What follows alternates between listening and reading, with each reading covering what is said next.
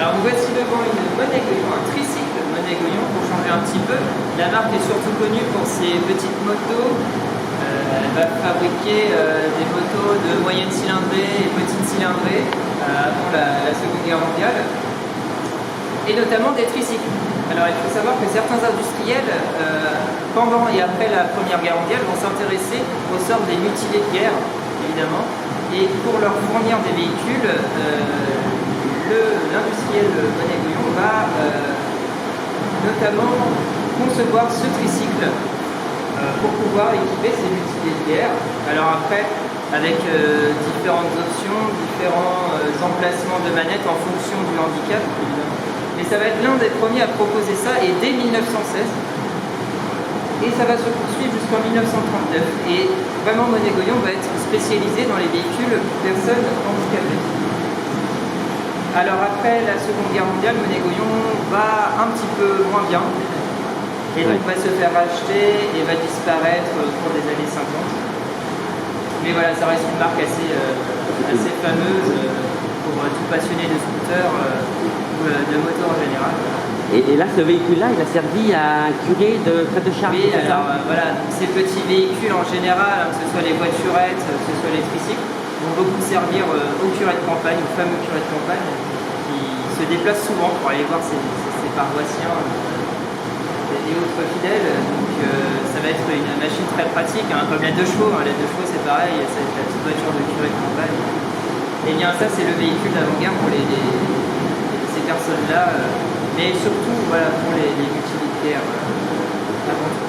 Les curés, ils ont bien vu l'intérêt qu'ils avaient de prendre ce véhicule-là pour se déplacer aussi. Avec leur robe, tout ça, c'est... Ah bah tout à fait, oui. Ça, pour la question de la robe, au moins c'est réglé. Et il y a la place pour mettre les jambes et le chapelet à l'arrière. Alors là, nous sommes devant des engins agricoles, comme il y en a pas mal aussi dans le musée du Fresne. Oui, mais alors celui-ci, il est particulier de par ses dimensions, parce qu'il fait quand même 13 tonnes. Donc c'est un gros bébé, on va dire. C'est un tracteur CAS, donc un tracteur américain, qui est une marque qui a produit pas mal de tracteurs à vapeur à la fin du 19e siècle, pour l'agriculture principalement, pour tracter des charges lourdes, telles que des grosses charrues. On imagine bien les champs américains, des grandes parcelles, mais les agriculteurs français vont aussi acquérir des tracteurs américains, dont ce CAS qui a été récupéré dans le sud de la France. Alors son histoire est particulière parce qu'il a été récupéré dans un étang.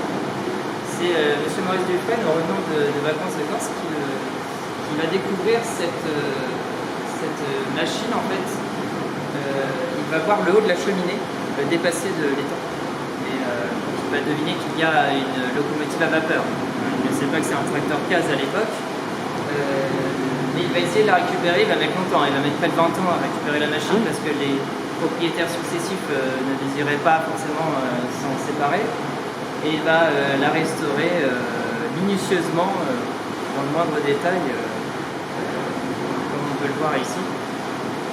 Alors c'est une machine intéressante sur plusieurs points. Déjà, une machine à vapeur, ça impressionne toujours. C'est quand même de la mécanique visible, qu'on peut sentir